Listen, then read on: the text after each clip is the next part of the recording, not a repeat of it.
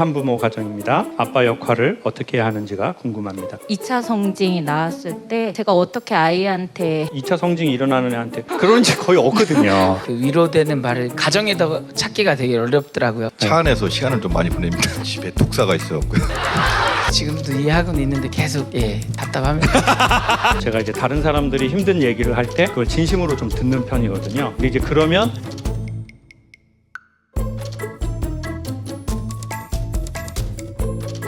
저랑 아들과 함께 사는 한부모 가정입니다. 아들의 사춘기를 어떻게 받아주고 아빠 역할을 어떻게 해야 하는지가 궁금합니다. 2차 성징이 나왔을 때 제가 어떻게 아이한테 해줄 수 있는 방법이 있는지 좀 궁금해서 글을 남겼거든요. 그 2차 성징이라는 게 아이가 크고 뭐 몸에 신체 변화가 있고 그런 거 말씀하시는 거죠? 제 개인적인 생각으로는 엄마들이 아버지가 안 계시거나 아버지의 경우에 엄마가 안 계실 때 그걸 내가 당연히 채워주고 싶은 마음이 있잖아요. 근데 그것으로 인해서 더 문제가 생기는 경우가 많이 있는 것 같아요. 저희 집은 또 좀 약간 비슷한 게 아버지가 계셨지만 아버지가 아버지 역할을 전혀 할 수 없었기 때문에 엄마가 계속 그런 사고를 주입시켰어요. 너그 형이 네 애비다. 너는 형 말을 너그 아버지처럼 들어. 뭐 이런 말을 막 언어로 주입하셨거든요. 근데 그게 저한테 지금 돌아보면 1도 도움이 안 된 것 같아요. 그리고 형하고 저하고는 거의 대화를 안 하거든요. 이번에 저 되게 놀랐어요. 제가 이제 어제 수술한다니까 형이 전화가 온 거예요. 저희 집은 서로 전화를 안 하거든요. 근데 이제 형이라고 딱 써진 거예요. 제가 뭐지? 그러다가 아니다, 대면해야 된다. 그래서 전화를 받았는데 형도 멋쩍죠. 뭐 너 뭐 수술한다며? 형 뭐 수술해 뭐. 야, 뭐 어디가 그렇게 안 좋냐? 뭐 그냥 수술하면 좋아진대요. 근데 그러면서 약간 이상하게 눈물이 나려고 그러더라고요. 그러니까 아무리 친구가 좋아도 가족이 갖는 그건 다른 차원이잖아요. 아빠 역할을 너무 하려고 안 하시면 좋을 것 같아요. 제 느낌에. 왜냐면 지금 엄마가 되게 똑부러지시잖아요. 그럼 거기서 또 아빠 역할을 하려고 하기보다 그걸 조금 공간으로 남겨두시면 좋을 것 같아요. 네. 그리고 아빠가 있어도 2차 성징이 일어나는 애한테 이 새끼 이거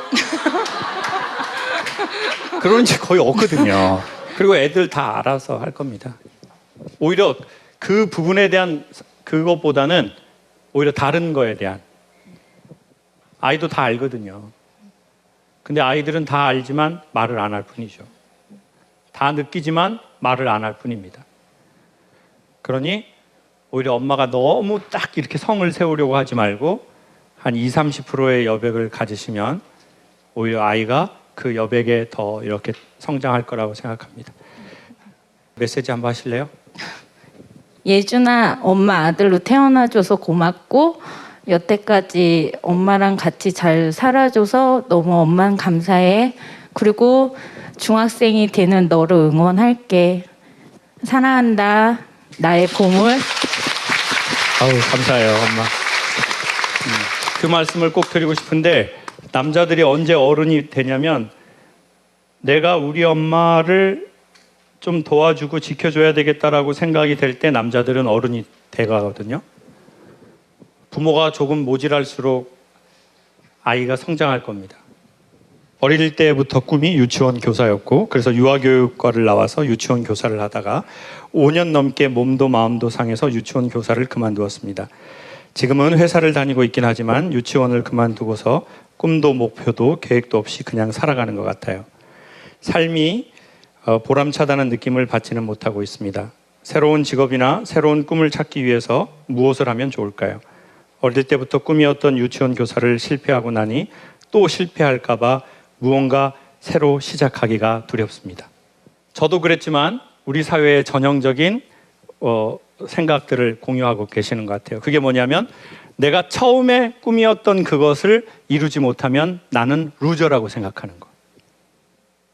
저는 강연을 잘하고 싶었던 게 아니라 노래를 잘하고 싶었습니다.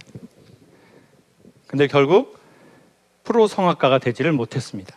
그래서 아무리 내가 강연을 잘하고 좋은 결과가 나와도 나는 기본적으로 루저야라는 생각이 10년에서 15년 갔던 것 같아요. 그리고 말하는 걸 되게 조금 경화하게 여기는 거죠. 노래는 되게 우아하고 멋있는 거였는데 내가 그걸 하고 싶었는데 난 그걸 못하고 그냥 이렇게 막 웃기고 그러는 걸 하네. 나 원래 이런 사람 아닌데 나 노래 다 고상하게 하고 막 멋진 옷 입고 막 그런 거 원했는데 제가 지금 생각하면 저는 성악가로서는 그 역량은 안 됐던 것 같아요. 그래서 저는 요즘에 그냥 저 혼자 그냥 노래할 때 내 수준에 맞는 그냥 뭐 엄마가 섬 그늘에 굴 따러 가면 아기가 혼자 남아 집을 보다가 이 정도가 저한테 맞더라고요. 제가 이만한 걸 하고 싶었던 것 같아요. 그리고 우리는 자기가 하려고 했던 걸 못했을 때 자기의 인생은 실패자라고 생각하는 오류에 빠지는 것 같아요. 아니죠. 결과를 못 얻었을 때 실패자인 게 아니라고 생각하거든요. 우리가 그렇게 살아본, 내가 정말 진심으로 그걸 원했고 해봤잖아요. 그러면 그 습관이 내 몸에 박힌다고요. 그러면 우리는 그걸 얻은 거예요. 그리고 저는 유치원 선생님이 되거나 또 다른 무언가가 되거나 또 다른 무언가가 되는 것보다 훨씬 중요한 건 계속해서 소개하지만 우리의 이름이 되는 거라고 생각해요. 이름을 장명소에서 짓는 게 아니라 그거대로 좋지만 내 소망이다라는 거죠. 내 소망. 앞으로 어떻게 살기를 바라는지 자기 소망이 있을 거 아니에요. 목표보다는 목적이요. 목표는 타겟. 선생님이 되는 거, 의사가 되는 거, 강사가 되는 거, 사장이 되는 거. 이거는 목적이 아니에요. 이건 타겟이에요. 목표. 근데 목적. 나는 이런 스타일의 삶을 살았으면 좋겠어. 그 자기 소망. 그게 자기 이름이라는 거죠. 그러면 우리가 점점 가까워지면 좋은 게 뭐냐? 나의 소망에 가까워지는 것이 좋다는 거죠. 그리고 우리가 이걸 이렇게 해본 거는 그 해본 경험치들이 우리 몸에 쌓이니까 우리는 실패한 게 아니라는 거죠. 제가 성악을 했기 때문에 이 강연을 할 수 있는 거예요. 근데 제가 연기도 했단 말이에요. 뮤지컬도 하고 지휘도 했어요. 근데 저 지금 지휘를 하진 않잖아요. 근데 지휘에서 배운 것 때문에 지금 이 일을 할 수 있는 거죠. 그러니 진심으로 열심히 산 우리의 시간들은 절대 손해 나지 않을 거예요. 그러니 실패는 없어요. 전부 다 도움이에요. 그러니 두려워하지 마시고 주사위를 던지시고 거기를 진심으로 살다 보면 선생님만 알게 되는 고유한 그 골수, 영혼의 골수 같은 게 있을 거예요. 응원하겠습니다. 천안에서 의형제 형님들과 올라왔습니다. 먹고 살기 힘든 요즘 대화를 나누다 유튜브 얘기를 하면서 김창학 교수님 영상을 모두 똑같이 보고 있어서 우리도 한번 같이 가보자 해서 다 같이 올라왔습니다. 우리 의형제 끝까지 우정 지킬 수 있도록 항상 건강하게 함께하고 싶습니다. 필승 904기입니다. 이렇게 3명입니다.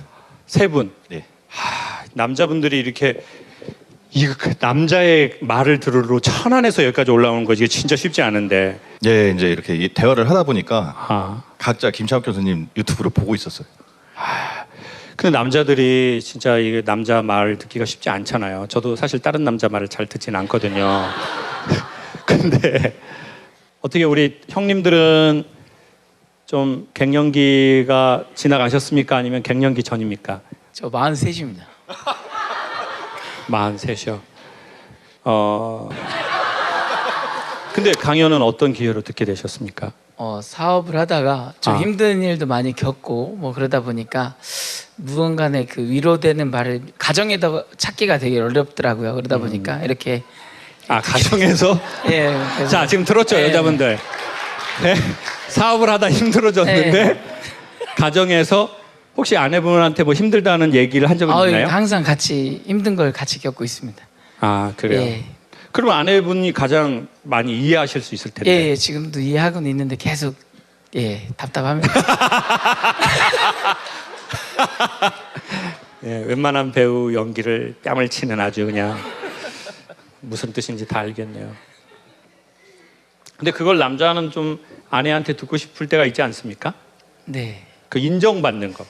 네. 아, 얼마나 힘들다는 걸 인정받는 거. 너무 힘들 거다.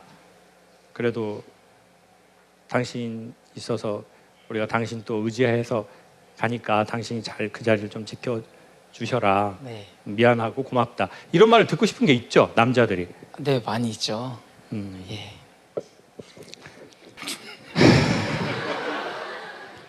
자, 아내한테 영상 메시지 한번 하시겠습니까? 우리 해병대 후임께서는 갱년기는 아직 오지 않았습니까? 네, 아직 오진 않았는데요. 차 안에서 시간을 좀 많이 보냅니다. 근데 왜 바로 안 가고 차에서 조금 있다 가는 것 같습니까? 집에 독사가 있어갖고요.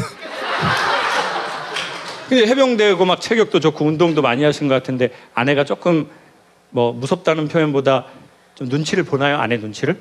예, 좀 그런 것 같아요. 목소리가 점점 이렇게 멀리서 와주셔서 거듭 감사합니다. 우리 새 남자분들 힘내시라고 박수 한번. 무작정 집 근처여서 예매했습니다. 근데 남편이 시간이 된다고 해서 같이 왔습니다. 지난주 갑자기 경부암 검진 결과 조직 검사를 해야 한다고 해서 무섭고 떨리는 마음으로 검사하고 29일 결과를 기다리고 있습니다.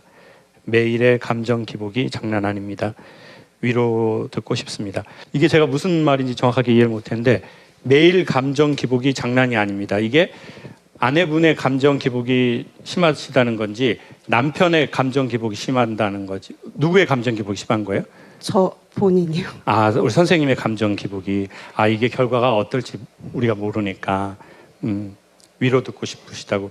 29일 날 결과가 나오나요? 네네. 근데 저도 저 10월에 뇌신경외과 그 검진이 있거든요. 제가 뭔가를 자꾸 까먹게 됐어요. 그러다가 이제 계속 까먹다가 저희 집을 까먹어 버린 거예요. 그래서 이제 병원에 갔는데 이제 정신과 말고 뇌신경센터라고 있어요. 그래서 이제 뇌신경센터에 갔는데 선생님 말은 증상으로는 이제 치매 초기 증상이어서 정신과 약을 처방을 해주겠다. 이제 그 선생님 말씀에 의하면 이제 트라우마하고 어렸을 적에 엄마 아버지 많이 싸운 거 본 거 하고 그리고 제가 이제 다른 사람들이 힘든 얘기를 할 때 그걸 진심으로 좀 듣는 편이거든요. 근데 이제 그러면 그분에게서 받았던 스트레스가 저에게도 나온대요. 그러니까 이제 정신과 선생님들이나 상담 선생님들 우리가 가끔 가다가 막 실망하는 경우 있죠. 왜냐하면 내 말을 안 듣고 차트만 보시고 근데 이제 그게 어떤 의미로서는 저는 뭐 다 그러시는 건 아니지만 이해가 되는 게 환자의 얘기를 정말 집중해서 들으면 그 뭐 하기 어려워요. 그 힘듦이 나한테 다 오는데요. 다 문제인데. 근데 저는 이걸 모르는 거예요. 그냥 저 사람이 살아나려면 나도 같이 힘들어야지. 이런 생각을 했던 것 같아요. 20년 동안.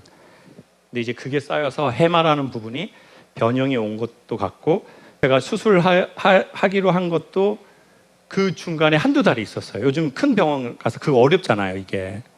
근데 오히려 그때가 너무 죽겠는 거예요. 결과 나온 것보다 지금 선생님 마음이 100% 이해가 돼요. 막 이때 와, 이게 막 진짜 24시간 이게 장난이 아닌 거예요. 너무 힘들고. 그리고 이제 또 선생님은 어떤 스타일인지 모르겠지만 사람이 약간 이런 상황이 올 때 두 종류예요. 그걸 막 남한테 당신 때문에 내가 이렇게 됐어. 내가 이런 사람이 있고 그걸 자기 혼자 계속 이렇게 그래 내가 이게 뭐 이런 사람이 있어요. 근데 거기에서 더 심각해지면 그래 내가 뭐 그때 뭘 잘못해서 이런 일이 생겼나? 아니면 당신이 나한테 스트레스 줘가지고 나 진짜 엄청 건강했었어. 내가 뭘 잘못했나? 이거 왔다 갔다 하면 얼마나 힘들겠어요. 근데 사실 대부분의 안 좋은 일은 거의 일어나지 않거든요. 전 전신 마취하면서 또 이런 생각을 하는 거예요. 만약에 못 일어나면 어떡하지? 그냥 잊고 지내는 것 같아요. 요즘은 몸이 너무 신경 쓰다 보니까 몸이 죽겠더라고요. 그리고 어쩔 수 없이 만약에 어떤 뭐 뇌에 변형이 왔다든지 그러면 그걸 지금 내가 어떻게 할 수가 없으니까. 그리고 오히려 그 염려로 지금 변형되겠는 거예요. 네. 제가 같이 실험 하나 할게요. 여러분, 코카콜라라는 단어를 윗입술, 아랫입술을 안 붙이고 한번 해보세요. 정확하게 할 수 있는지. 시작. 그리고 그냥 코카콜라 해보세요. 코카콜라는 원래 윗입술하고 아랫입술하고 안 붙어요. 코카콜라예요. 그쵸? 그냥 코카콜라라고요. 근데 윗입술하고 아랫입술하고 안 붙이고 해보세요 하니까 우리가 어떻게 해요? 아까 여러분이 한 거 봤죠? 코카콜라. 코카콜라는 안 붙는다고요, 원래. 제가 이걸 인스타에서 봤는데 이게 내가 이 병원 결과를 기다리는 저 같은 거예요.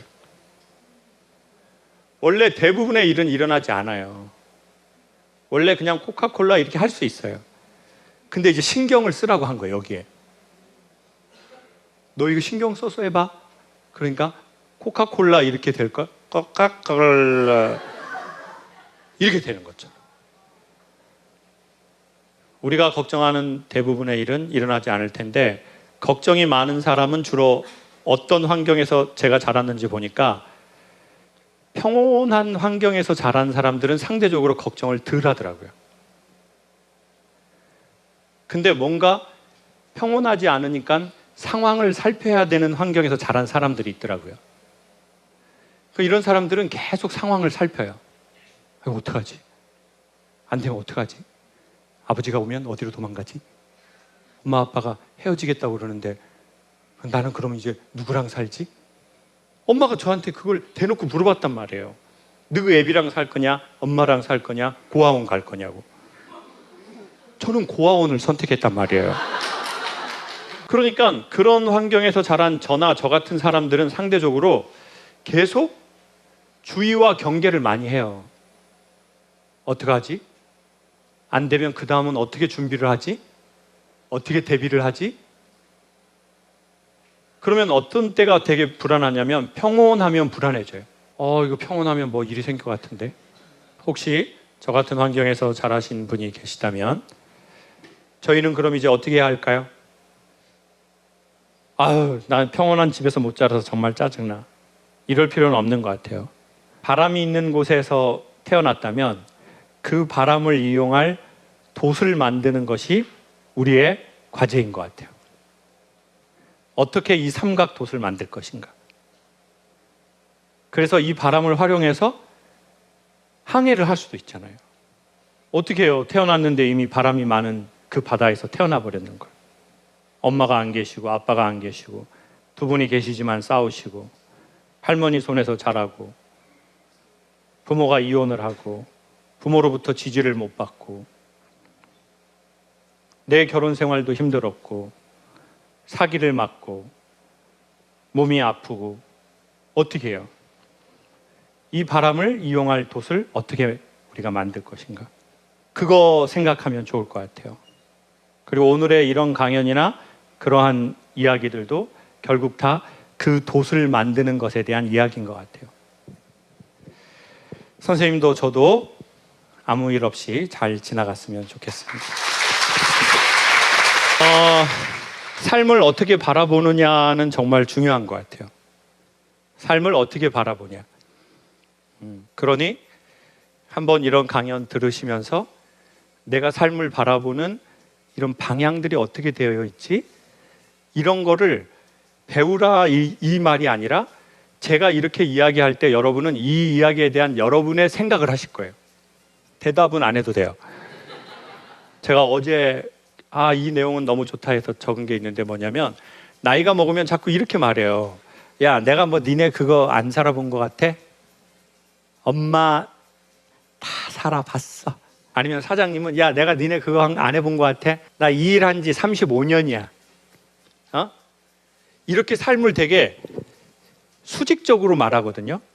그러니까 후배들이 선배하고 말하고 싶지 않은 거예요. 그럼 뭔 말할 수 있냐면 제가 50이 됐는데 저는 요즘 이런 생각을 하고 살아요. 이것만 말해야 돼요. 이게 기준이야. 너도 내가 살아보니까 넌 지금 몇 단계고 난 몇 단계야. 이 개념이 아니라는 거. 삶이라는 게 이렇게 수직적인 이런 개념이 아니라 되게 우주가 이렇게 입체적이기 때문에, 그리고 되게 막 그 유전자 이렇게 동글동글 막 고리로 된 것처럼 이렇게 되어 있기 때문에 야, 내가 살아보니까 넌 1단계고 난 지금 7단계야. 절대 이거는. 그럼 뭐만 말할 수 있냐? 저는 요즘에 이 고민을 하고 이 생각을 하고 이렇게 살고 있어요. 그거를 말할 때 사람들은 이걸 거울로 자기를 본다는 거예요. 그리고 각자 자기의 좌표를 설정하는 거예요. 그리고 그거를 너무 강요할 필요도 없어요. 강요한다고 되는 게 아니거든요.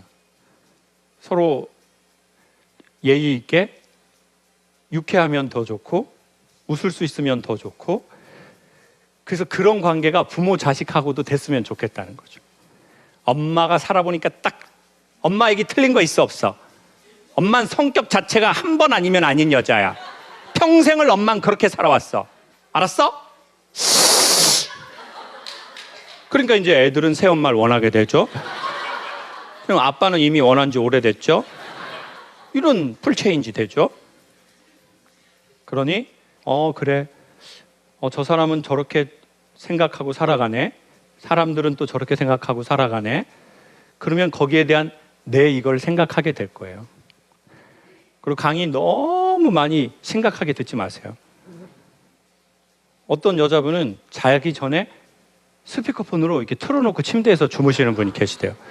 그래서 남편이 어떤 새끼가 계속 말을 하는데 남편 들으라고? 켜놔요.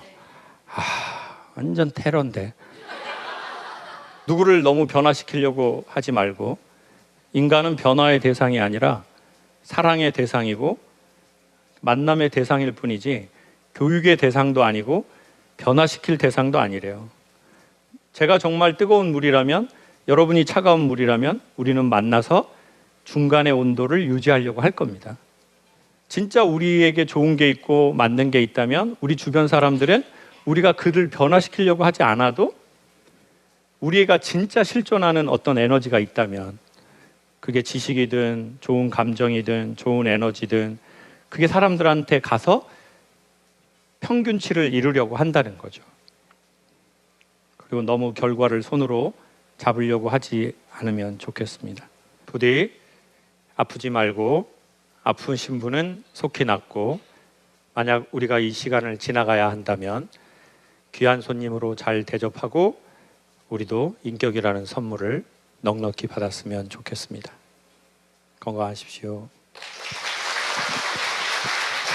할머니, 손자 커플입니다. 50년 넘는 세월 동안 상의도 없이 혼자 결정하는 남편에 위로받지 못한 50년. 늦게나마 할머니 마음에 평화가 찾아오기를 바라는 마음에 할머니와 데이트 나왔습니다. 할머니가 평소에 그 선생님을 많이 좋아하셔가지고 하늘이 주신 기회다 싶어서. 하늘까지 나왔네요.